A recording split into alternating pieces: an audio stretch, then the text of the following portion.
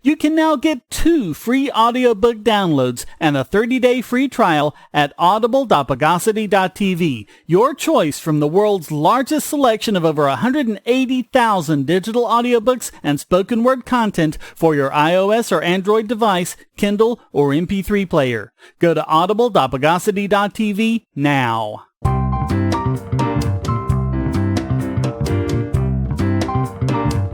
Welcome to the Bogosity podcast for the week of April 1st, 2018, the podcast that springs out from cans of peanut brittle.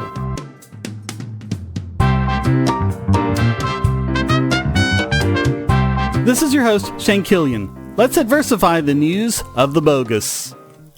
We start off with another update on the Dotcom mega upload saga, and this is a big one. Remember that his home was raided, which was declared illegal, the warrants against him were found to be invalid, the surveillance on him was illegal, they unlawfully deleted evidence of their illegal spying, and the seized evidence was ordered to be returned, only to find out that it hadn't been properly stored and was ruined.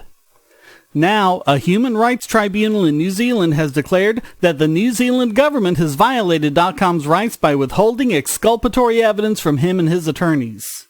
Dotcom had made an information privacy request to find out what information they had on him. The recipients forwarded the request to the Attorney General, who refused to comply. The tribunal found that everything about this was wrong. First, the recipients were never supposed to forward the request to the AG. They were just supposed to comply. Second, the AG had no authority to deny the request. And third, there was no proper basis for a refusal. The AG claimed the requests were vexatious, saying that Dotcom had an ulterior motive, that being to help him in his case against being extradited to the U.S., a place that, remember, Dotcom has never lived, worked, owned a business in, or even set foot.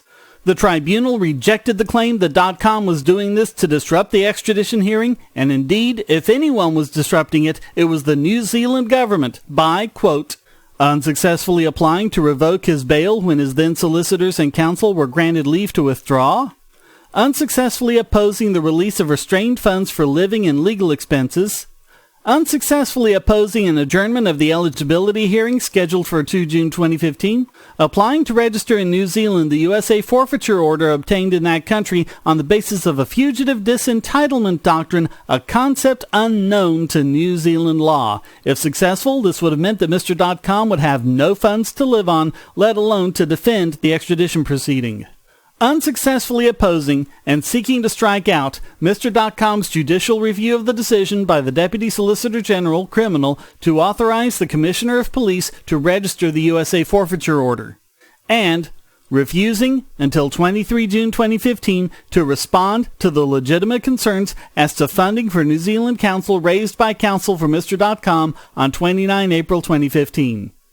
They also found, quote, by making the information privacy requests, he was not seeking to be disruptive or vexatious.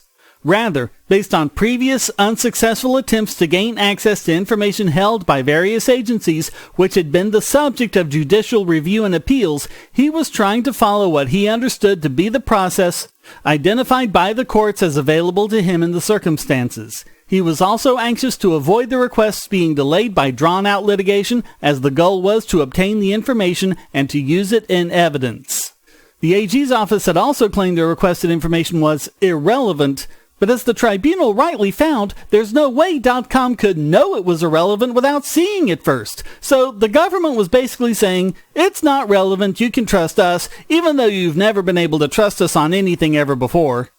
Or as the tribunal put it, quote, to require him to first establish relevance before being given access to the information turns the Privacy Act upside down and renders illusory the legal right of access to personal information held by state agencies. The tribunal has ordered the information requests to be fulfilled and the AG's office to pay Dotcom $90,000 in damages.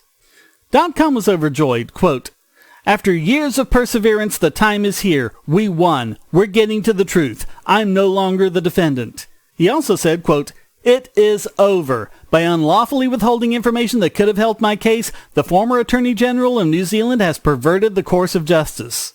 Although experts are saying it's far from over, it does seem unlikely that, after all this, the New Zealand government can continue to make any sort of case against him. We'll keep watching.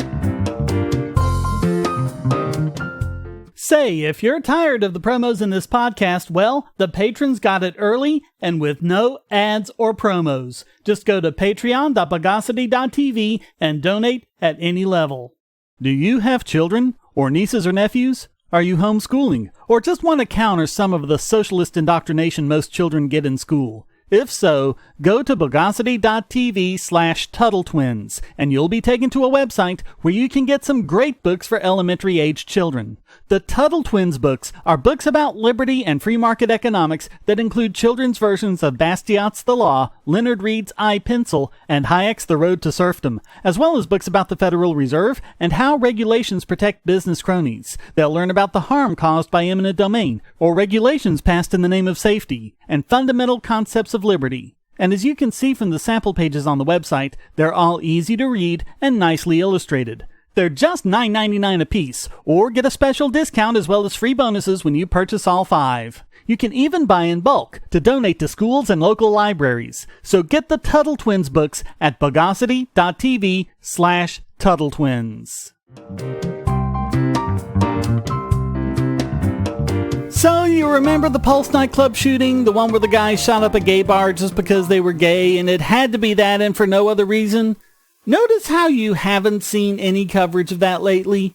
Well, it's not because nothing's happening. In fact, it turns out that the Justice Department has lied about almost every aspect of this case, including the killer's motive.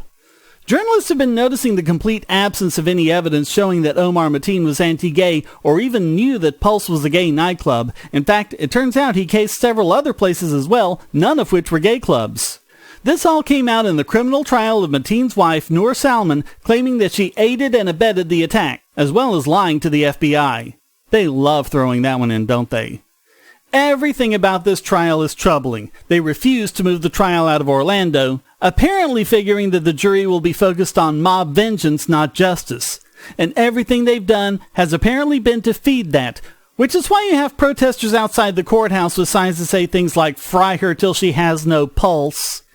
And the biggest way they're doing that is this bogus motive of Mateen being homophobic and out to kill gays, something that the media has regurgitated unquestioningly. But the evidence shows there's absolutely no truth to it whatsoever. Instead, the evidence points to the motive being exactly what Mateen said it was: revenge for U.S. troops bombing Afghanistan and other Muslim countries. That's what he said to people during the killing spree, what he said to law enforcement over the phone, and what he said on Facebook prior to the killings. Nothing about gay people. He didn't even shout out any gay slurs during the shooting, or even so much as acknowledge that he realized they were gay. Oh, and there's also no evidence whatsoever, not the first piece of evidence, that Mateen was a closeted gay man. In fact, the FBI found that he was cheating on his wife with numerous women. His searches and interactions on dating sites were also exclusively with women. Searches on Mateen's phone were for things like Orlando nightclubs, not gay nightclubs or anything to do with LGBT. He also considered Disney properties and shopping malls. Cell tower data confirms that he cased out Disney Springs and also did a search for Disney World while he was in the vicinity of Epcot. The good news is the jury saw through all of this, and while I was preparing my notes for this very story, they delivered their verdict of not guilty. So why did he choose Pulse? Well, what have we been saying, people? In the state of Florida, it is illegal for a citizen to bring weapons into bars and other establishments to serve alcohol to be consumed on premises. So the only weapons there would be from security personnel and on-duty police officers. And Pulse was the only one that didn't have armed security. In fact, in Solomon's trial, a statement that Pulse security guard Neil Whittleton said that he'd concluded that Mateen's discussion with him was to see if he'd had a gun on him. Whittleton also said that Mateen had also said, quote, "Why is it so slow tonight? Where are all the girls at?" Indicating that he didn't even know it was a gay bar. all of which means that the U.S. government knowingly lied in their case against Salman. They knew she gave him no help in casing the Pulse nightclub. But she's a convenient target, and she has an IQ in the lowest 20th percentile, so she's not likely to be too bright about how she proceeds. But it's funny how they didn't arrest her for 7 months, during which time she could have left the country or gone into hiding or engaged in further attacks. She did none of these. She is not in any way behaving like a guilty person. She's also cooperated fully with the authorities. And then she paid the price. In fact, their only evidence against her was a statement they got her to sign after questioning her for 17 hours. A statement she didn't even write. Oh, and those interviews weren't recorded. But it's just like we've covered before. She started off vehemently denying any knowledge, only to submit after almost a full day of psychological torture. By the way, in addition to her low IQ, she's also at the extreme end of suggestibility tests, which explains both her turnaround and also why she'd stay with an abusive husband like Mateen for so long. Clinical psychologist Bruce Frumpkin said, quote, "She is a highly suggestible individual to the types of interrogation tactics law enforcement almost always use to extract confessions from those they believe are guilty." In other words, they're not trying to get at the truth. They've got it in their minds that she's guilty, and they're going to get that confession no matter what. Quote, "She said that after hours of questioning, with law enforcement telling her that they knew she aided her husband, and according to her, threats that her son would be taken away and would be raised in a Christian home, she said she eventually relented and signed the statements so she could be allowed to go home." Frumpkin said the average length of an interrogation is 90 minutes, and that anything over 3 or 4 hours is considered excessive. But they did this knowing she's not guilty. She could not possibly have helped Mateen case out Pulse, since phone records show he didn't even go there once except to shoot the place up. And her phone records show she's never been there. And how could she possibly have known he was going to attack Pulse if he didn't even know it until he got there? They also claimed that he and Salman were looking at the Pulse website and he said to her, "This is my target." But none of the IP addresses belonging to their internet connection were ever used to visit the Pulse website. There was also no evidence they had even searched for Pulse on their devices. At one point, the judge even scolded the prosecutors when the jury was out of the room.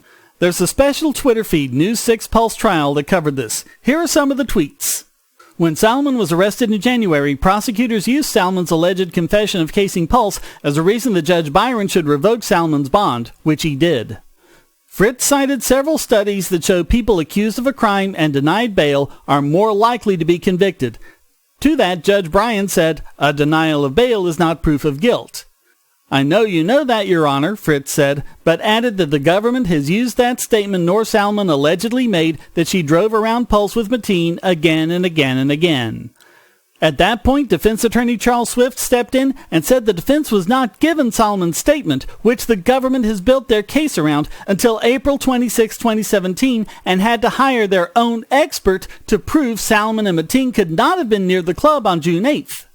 Jude Byron said Brady violations are a serious matter. The government doesn't have to be told to do the right thing. They must do it. A Brady violation means the prosecution cannot suppress evidence favorable to the defendant. In this case, Salman's lawyers allege the fact that the government knew a key part of Salman's FBI statement is false.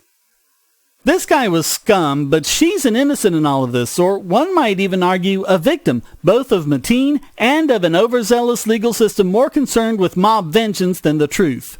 Fortunately, the jury saw through it all, and they delivered justice, not vengeance.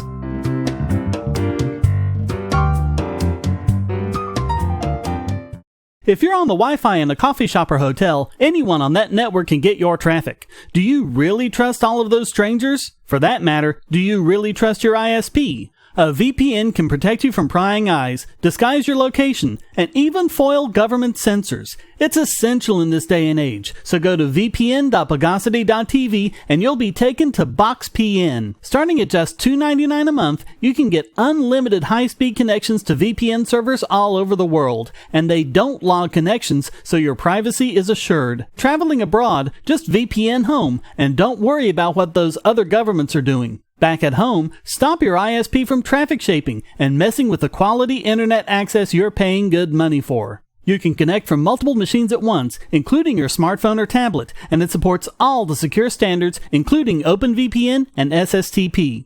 Bypass censors and surveillance with your own secure VPN connection. Go to vpn.bogosity.tv.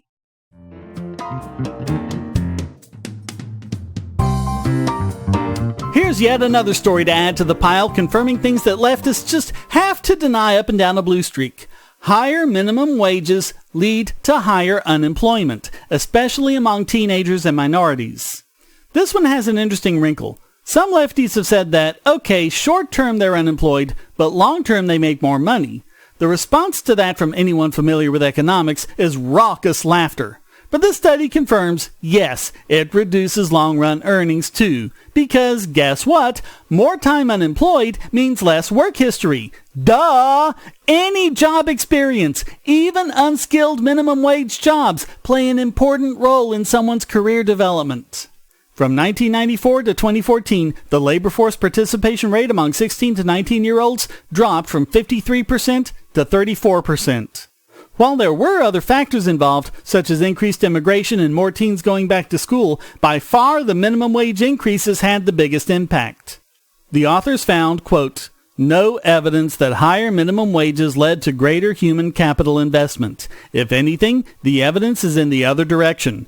Thus, it is more likely that the principal effect of higher minimum wages in the 2000s, in terms of human capital, was to reduce employment opportunities that could enhance labor market experience. And yet they're still pushing for higher minimum wages, even as labor force participation among teens and minorities continues to decline.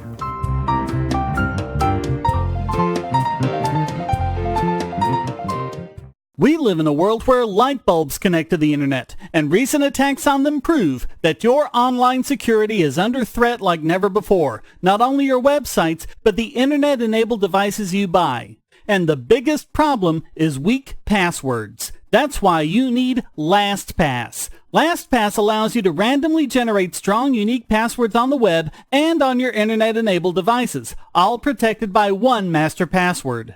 LastPass sets up in minutes and gives you secure automatic logins throughout the web, synchronizing across all your browsers, all your computers, and even your mobile devices, at home, at work, or on the road. It even securely stores sensitive form data, including credit card numbers, backup sensitive documents, software licenses, Wi-Fi logins, and more. And with LastPass Premium, you can get these benefits on other applications, manage passwords for your entire family, and also get priority customer support. Sign up at password.bogosity.tv for a free month of LastPass Premium. Log in securely everywhere using the last password you'll ever have to remember. Go to password.bogosity.tv and get LastPass now. And now it's time to photo detect this week's biggest bogon emitter. And this week it goes to the London Metropolitan Police, who are threatening to crack down on hate crimes, and it's really scary when they try to explain what they are.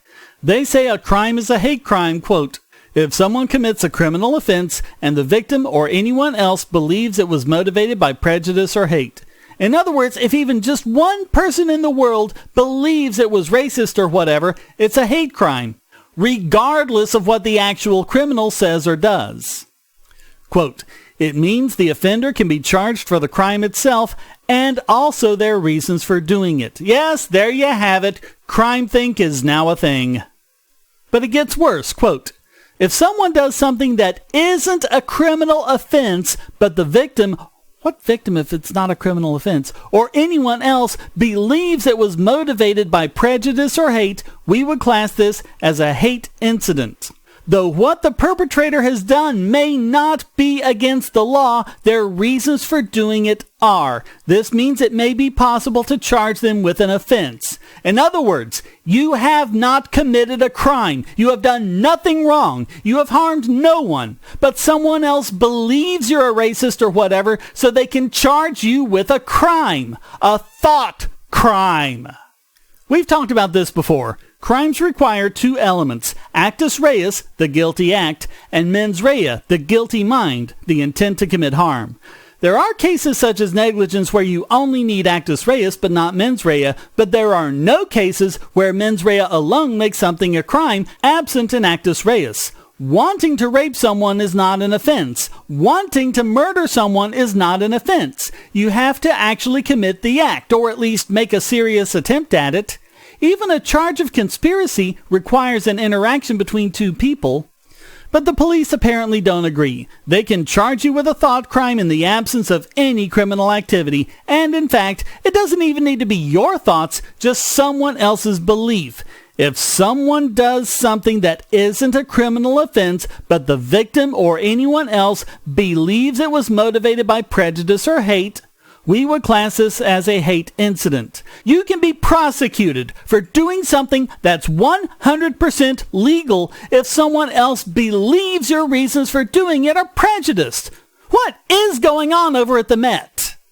And as the recent conviction of Count Dankula shows, apparently they're not alone in this belief. Crown prosecutors and courts are too. So all of that makes the London Metropolitan Police this week's biggest Bogon emitter.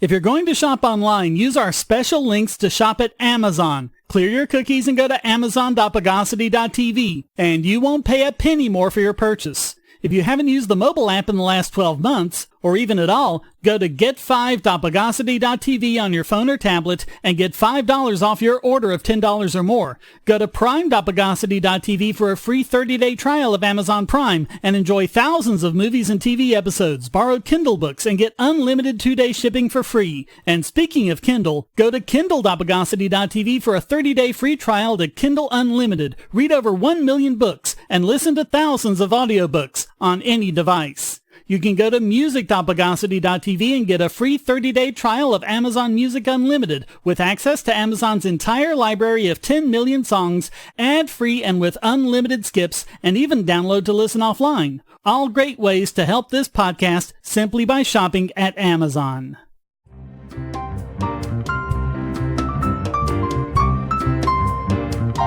And now let's Section 8 this week's Idiot Extraordinaire. We've covered many times why acupuncture is a load of crap. There's an even more stupid and dangerous form of it. Live bee acupuncture. Yes, you have a bee sting someone on an acupuncture point. It's like acupuncture plus toxins. Dangerous toxins. Bee stings can be fatal if you're allergic, and you can develop an allergy at any time. Even if you've been stung 1,000 times before with no problems, the very next time you could have a severe reaction. That's what happened to a 55-year-old Spanish woman who died from a severe allergic reaction to live bee acupuncture. She had never reported a reaction in the past and had no history of allergic conditions. But when the acupuncturist had the bee sting her 24 times, she developed a reaction. And the very first sign of an allergy can be a severe reaction or even death. The clinic had no EpiPens to deal with this, and by the time they had called the ambulance and it had arrived, half an hour had passed. When they arrived, her blood pressure was 42/nothing. They did get her stabilized, but it was too late. She had suffered a watershed stroke and lapsed into a coma, requiring a breathing tube, and a few weeks later she developed multi-system organ dysfunction and died. There are other risks as well that don't involve allergies. One of them is so common from this treatment it's actually called live bee acupuncture dermatitis. Another is called Stevens-Johnson syndrome, where the skin sloughs off and has to be treated in a burn unit. And almost certainly, the patient was told nothing of these risks. People have been convicted for criminal negligence on far less. Another reason why you shouldn't trust Gwyneth Paltrow for your medical information. There are no benefits from this procedure, which means these risks are absolutely unjustified. And yet, they keep doing it, which is why we have to name the live bee acupuncturists this week's Idiot Extraordinaire.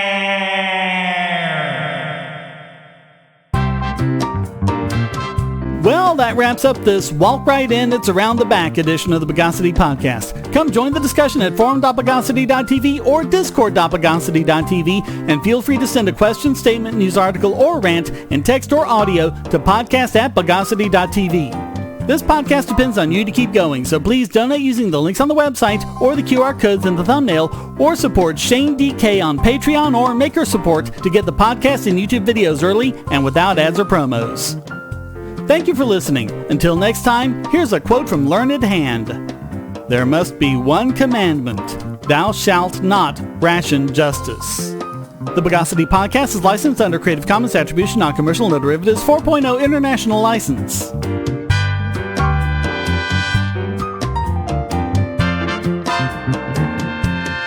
Bogosity.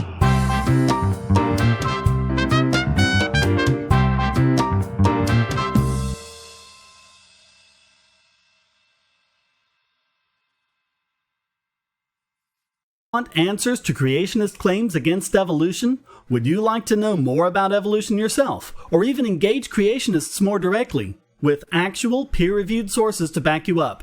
My book, How Evolution is Scientific, is designed to show the basics of evolutionary theory and how it is so well supported using the scientific method. It's impeccably sourced, with references to the actual scientific material, and is arranged using the creationists' own criteria of what is scientific. Using their own arguments against them, see how evolution is scientific, but creationism is not, based on observations, accurate predictions, logic, and evidence. Get answers to common creationist claims, and even a primer on abiogenesis, the start of all life. It's all in my book, How Evolution is Scientific, available at Amazon and on Kindle, EPUB, and PDF as well. Get How Evolution is Scientific and never be taken in by creationists again.